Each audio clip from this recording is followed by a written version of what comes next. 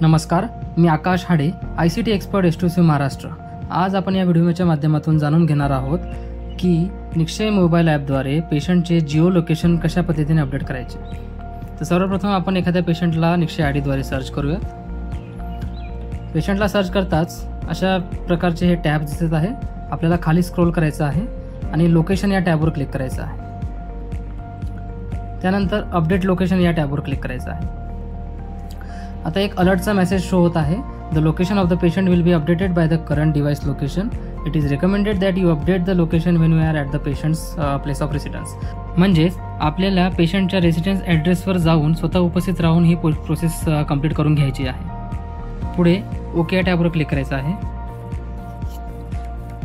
Location updated successfully असा एक message popup होत आहे आणि ही संपूर्ण प्रोसेस इथे कंप्लीट झालेली आहे। जर एखाद्या पेशंटची लोकेशन आधीच अपडेट झालेली आहे किंवा ती चेंज करायची असेल तर ही प्रोसेसद्वारे तुम्ही चेंज देखील करू शकता। धन्यवाद।